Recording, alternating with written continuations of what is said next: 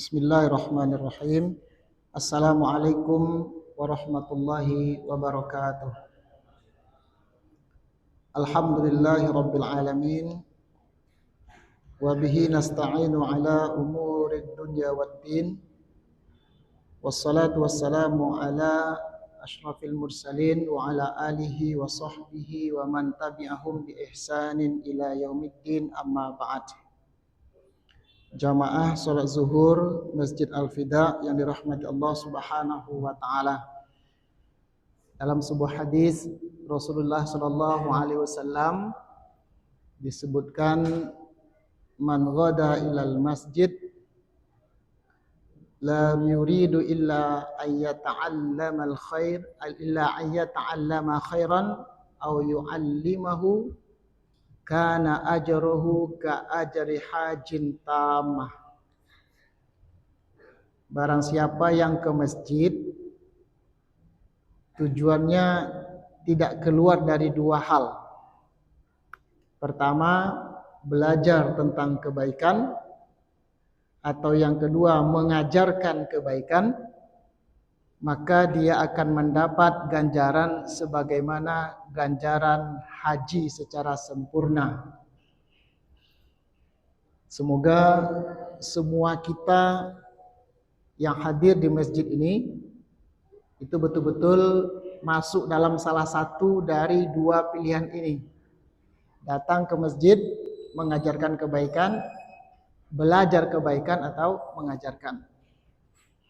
Yang kedua, untuk memulai kuliah singkat sebelum zuhur ini, kita akan ingatkan semua jamaah yang sudah hadir di dalam masjid dan menunggu iqamah.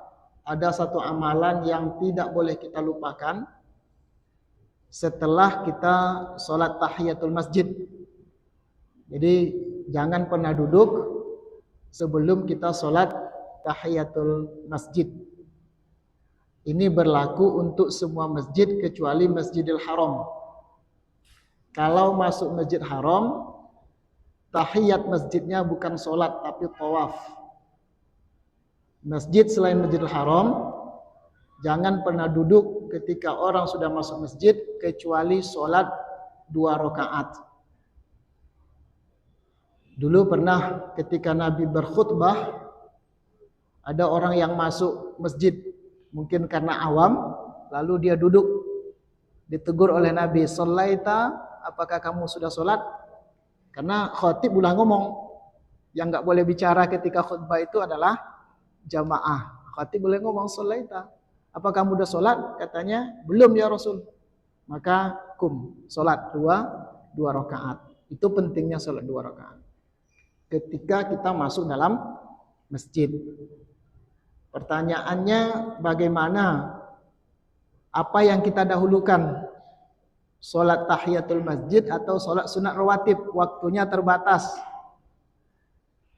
Waktu misalnya nanti bagi saudara kita yang datang belakangan, waktu terbatas hanya untuk 2 rakaat saja. Sementara ada 2 amalan qabliyah dengan tahiyatul. Hal yang sama seperti ini boleh 1 perbuatan, 2 niat. Kita sholat sunat rawatib, tapi sekalian sholat tahiyatul masjid kalau tidak bisa ada waktu lagi. Jadi itu. Setelah kita masuk masjid, antara azan dan iqamah, ini yang kadang-kadang juga sering dilupakan oleh kita, yaitu ad-du'a'u la yuraddu bainal azani wal iqamah. Doa yang tidak akan ditolak oleh Allah, salah satunya adalah doa antara azan dan iqamah. Banyak kita yang salah pasang. Apa maksud salah pasang? Kita nanti berebut.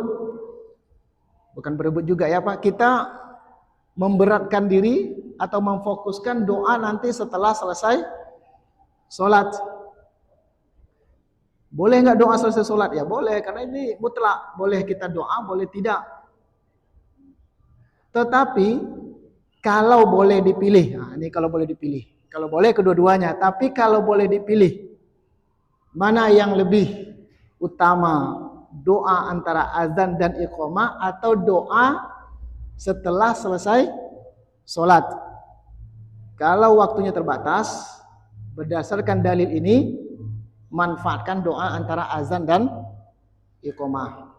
Syukur-syukur nanti bisa juga doa setelah sholat. Tapi kalau dipilih, berdasarkan hadis ini, maka kita lebih bagus memanfaatkan doa antara azan dan iqamah. Minta pada Allah semua hajat kita dan minta yang paling tinggi, jangan yang paling rendah. Minta pada Allah, berat bagi kita, mudah bagi Allah. Sulit bagi kita, senang bagi Allah. Itu dua hal hadis sebagai pembukaan kuliah zuhur pada siang hari ini. Selanjutnya untuk mengisi waktu, menunggu saudara-saudara kita yang lain bergabung dalam shaf salat nanti setelah iqamah dikumandangkan, kita akan murojaah sedikit terkait dengan sebuah kaidah yang sudah baku, yang sangat perlu kita pegang bersama. Bunyi kaidah itu begini: innal asla fit tasyri'il islami alal itlaqi huwa kitabullahi was sunnatus syarif. Artinya, prinsip dasar dalam menetapkan hukum Islam secara mutlak adalah kitabullahi, yaitu kitab Allah, maksudnya Al-Quran, was sunnatus syarif, yaitu sunnah Nabi Muhammad SAW yang mulia. Dalam menetapkan hukum, maksud di sini adalah hukum Islam, at-tasyri' al-islami, maka tidak boleh keluar dari dua prinsip dasar ini. Bahkan semua ibadah yang kita lakukan itu harus menunggu perintah dari dua hal tersebut. Konsekuensinya adalah tidak dianggap al-ibadah, tidak dianggap urusan ad-din, agama, kalau tidak diawali oleh petunjuk dari dua hal tersebut. Nah, petunjuk itu kalau kita naikkan sedikit dalam bahasa ilmiahnya atau bahasa Arabnya namanya dalil. Kalau terjemahkan bahasa kita macam-macam, ada petunjuk, ada tuntunan. Maka tidak dianggap ad-din, bagian dari agama, kalau tidak diawali oleh petunjuk atau tuntunan tersebut, baik itu dari Al-Quran maupun as-sunnah asy-syarif atau sunnah Rasulullah sallallahu alaihi wasallam. Jadi jangan pernah menganggap sebuah kebaikan yang berkaitan dengan agama dan ibadah kalau tidak bisa kita rujuk dan tidak bisa kita cek kepada dua sumber tersebut. Dan ini sudah clear di tempat kita bahwa asal dari sebuah ibadah, bahkan cara menetapkan hukum itu tidak boleh keluar dari dua hal tersebut. Masalahnya adalah, Bapak Ibu sekalian, rahmat Allah Subhanahu wa taala, kita hanya menemukan dokumen itu dalam kitab. Al-Quran disebut mushaf. Yang dulu belum dikumpulkan ketika Nabi hidup, belum dikumpulkan. Tapi sudah ditulis. Tetapi zaman Utsman bin Affan itu semuanya sudah dikumpulkan, sehingga mushaf ini disebut dengan mushaf Utsmani, yaitu susunan Quran yang dicetak atau disusun di zaman khalifah yang ketiga Utsman bin Affan radhiyallahu anhu wa ardhah. Maka Al-Quran itu tidak ada lagi perbedaan. Walaupun orang lain, maksud saya di luar sunnah, di luar sunni, menyatakan bahwa Quran seperti ini mereka kritik juga. Ada hal yang dihilangkan oleh zaman Utsman. Itu menurut mereka. Tapi sebetulnya Allah yang turunkan Al-Quran dan Allah yang menjaga, maka Quran yang kita pegang hari ini itu adalah Quran yang diturunkan kepada Rasulullah SAW. Maka semua ibadah harus mendapatkan legitimasi atau tuntunan pertama sekali dari Al-Quran. Yang kedua dari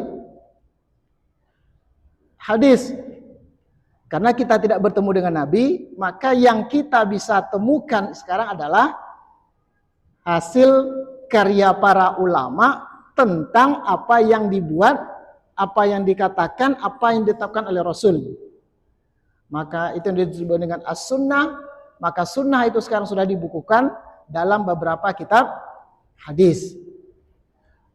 Masalahnya kadang-kadang Bapak Ibu sekalian, kadang ditemukan untuk satu ibadah, untuk satu perbuatan, ditemukan lebih dari satu petunjuk. Artinya apa? Tidak satu dalil, tapi ditemukan lebih dari satu dalil.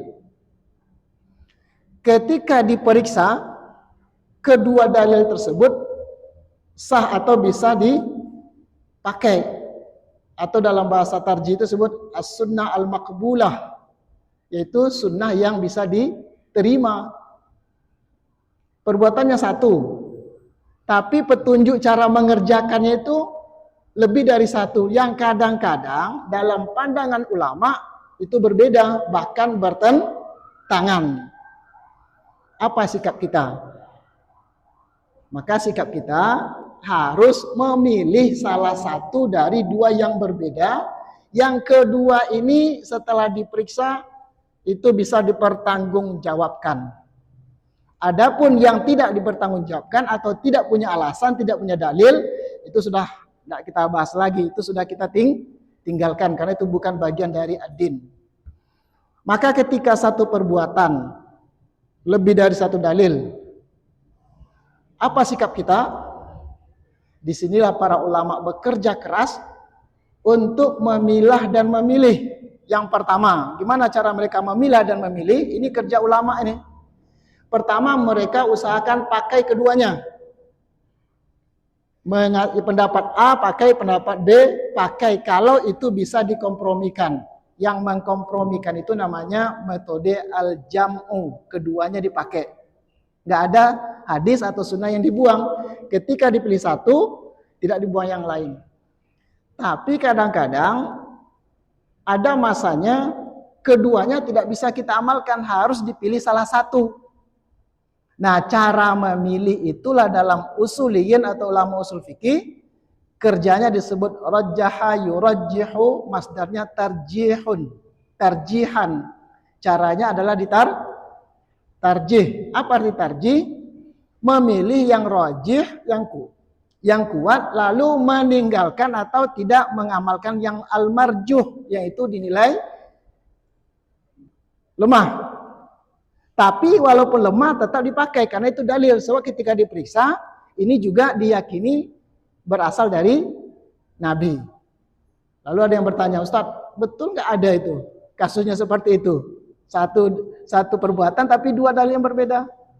Ketika ulama bekerja meneliti hadis, ternyata ratusan teknis ibadah yang ditemukan lebih dari satu dalil yang kadang-kadang bertentangan.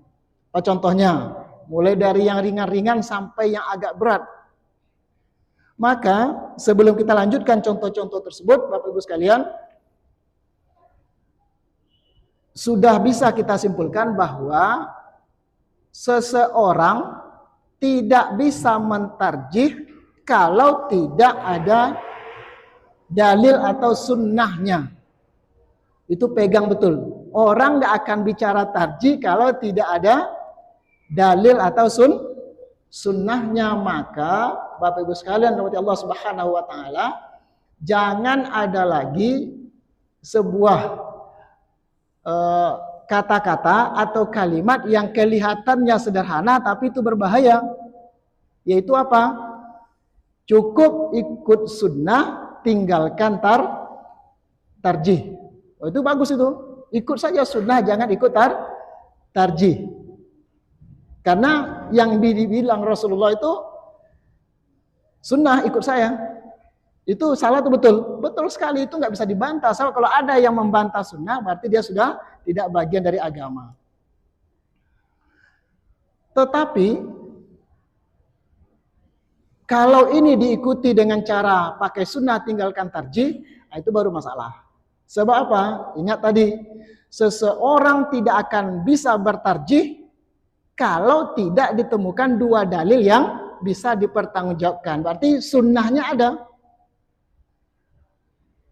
Jadi jangan pernah muncul kata-kata udah ikut sunnah saja, jangan ikut tarjih. Nah, kita ingatkan bahwa yang ditarjih itu adalah sunnah. Maka dengan demikian, ketika seseorang itu mulai bertarjih, ketika ulama itu mulai tarjih, maka yang pertama sekali adalah mereka periksa sunnah tersebut. Misalnya kita buat contohnya yang berbeda, itu banyak ratusan itu. Misalnya dulu pernah kita sampaikan di sini. Ada orang yang suami sudah berwudu bersentuhan dengan istrinya. Keduanya punya dalil, yang mengulang wudu lagi punya dalil, yang meneruskan juga punya dalil. Dipilih salah satu, memilihnya itu namanya tarjih. Tapi ketika kita mentarjih satu pendapat, bukan mengatakan yang lain itu keluar dari sunnah. Ini sangat penting. Kedua contohnya. Ini banyak sekali contohnya, karena waktu singkat. Apakah Rasul itu setiap berdiri melipat tangan ketika sholat? Atau hanya pada waktu setelah takbiratul ihram? Terjadi dua pendapat. Pertama, Nabi itu ketika bertakbir lalu melipat tangannya. Artinya ketika doa kita beliau lipat tangan. Di tempat yang lain ditemukan bahwa Nabi itu meletakkan tangan kanannya di punggung tangan kirinya selama dalam sholat. Berarti i'tidal ruku nih. Lalu kita bangun. Itu sholat atau tidak? Sholat. Berarti tetap juga dipakai hadis umum bahwa setelah ruku dia i'tidal, karena dia sholat berarti masih tetap bersedekap. Dua pendapat contohnya begitu. Lalu bekerjalah tarjih. Ada yang mengatakan hanya setelah takbirul ihram saja, berarti setelah ruku dia tidak bersedekap. Tapi ada yang mengatakan semua sholat ketika berdiri bersedekap. Maka ada orang yang setelah ruku pun pakai ini, bekerja tarjih. Dikuatkan salah satu. Tapi ingat, ketika satu dikuatkan, yang lain ditinggalkan, bukan berarti yang ditinggalkan itu keluar dari sunnah. Ini cara berpikir yang betul di dalam melihat ketika petunjuk itu berbeda. Maka Bapak Ibu sekalian rahmati Allah Subhanahu wa taala, kita wajib ikut Rasul, tapi mengikuti itu dengan cara ilmu. Tidak hanya dengan semangat saja, harus ada ilmu. Sebab kalau salah-salah kita membuang hadis Nabi, karena kebetulan ustadz kita, imam kita, kiai kita memilih hadis ini. Lalu ketika ada mengamalkan yang lain, lalu kita katakan itu sudah keluar. Padahal itu adalah hasil tarjih dari guru kita. Maka banyak sekali ini.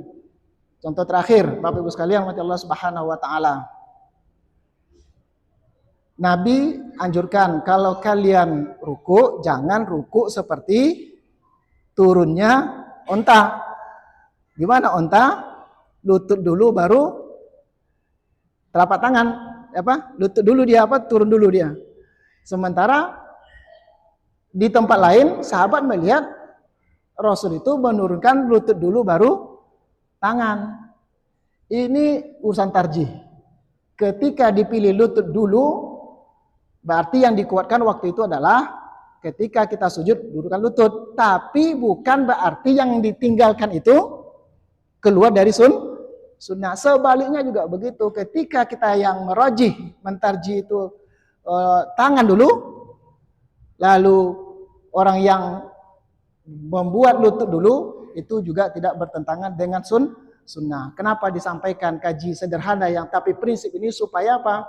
Supaya kita ikut Rasul itu punya ilmu. Ketika kita pilih salah satu, tidak otomatis yang kita tinggal itu bertentangan dengan sunnah hanya karena ditarji oleh guru atau syekh atau imam mazhab kita.